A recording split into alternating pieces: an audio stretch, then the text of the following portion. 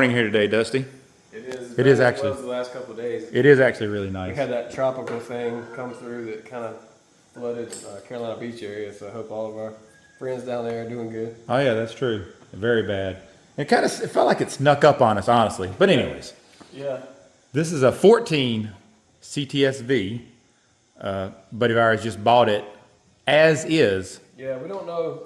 I mean, we have the details, the build sheet, but as far as knowing the in-depths of it, we don't know a ton about it. It's a twin turbo car.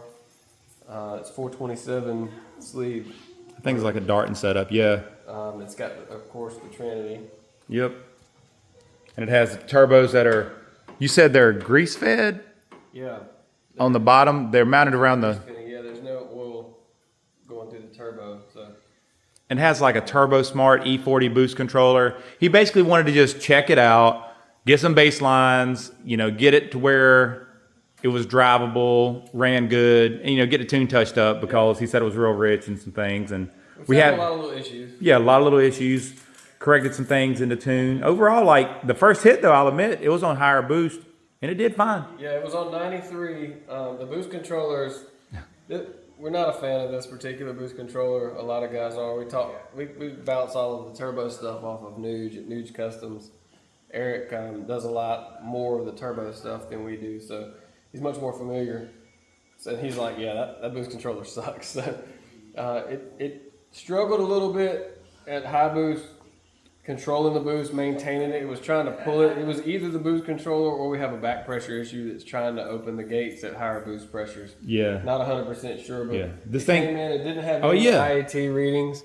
So this is IAT1 and IAT2, like from the CTSV, IAT1's your ambient, which really is going to be the same setup like this. Yep. On the LSA blower, the IAT2 is inside the blower. That's the boosted. That's what the computer uses to do the timing pulls when the IAT goes up. They were both negative 40. Both were negative 40. Like I don't even understand how they both were bad. That's very odd. The element was completely missing out of IAT2.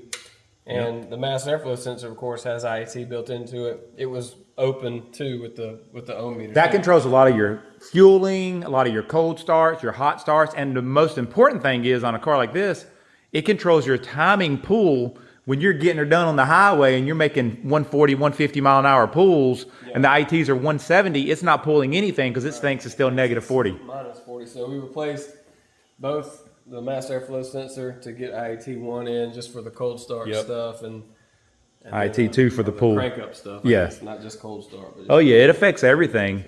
We actually, cool stuff, man. It was a lot of work on this one. I dialed it in pretty good and I did a lot of different setups, meaning I have it where he can run it on no boost controller on 93 E85. I've got it on boost controller setting 1, which is around 16 pounds of boost. That's this blue line. And then the green line is the 21 pounds of boost. And just go ahead and point it out real quick while I'm here. This is where the wastegates or the controller was trying to regulate boost. You see where it's making 21 pounds or so right there? It's ready. And then it starts pulling it back. Then it comes back in. Then it pulls it hard.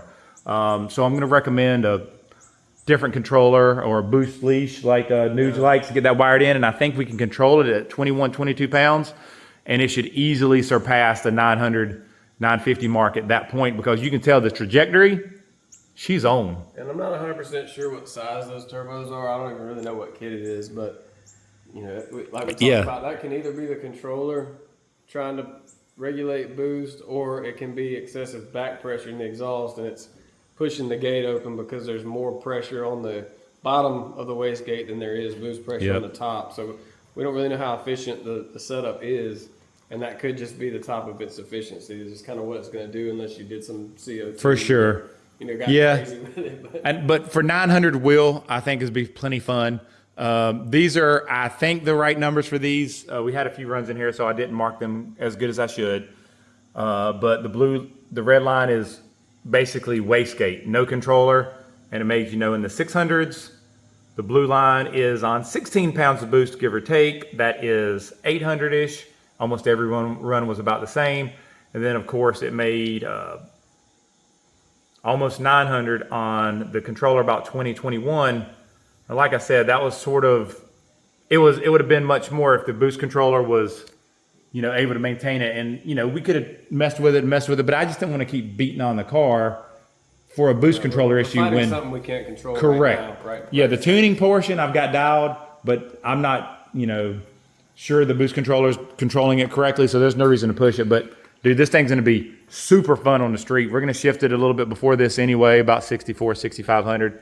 Drop right back into the torque, and the torque will be good on this highway. It'll be some good rolls. So Dusty did get a couple runs this morning. I had it on the dyno a couple days, on and off in between other builds. So we'll get it out and maybe even get a highway pull on the back. So appreciate it. We got another tune coming in now with a Pro Charged SS. So Dusty's got some things over there working, and we'll be back soon. See you next time.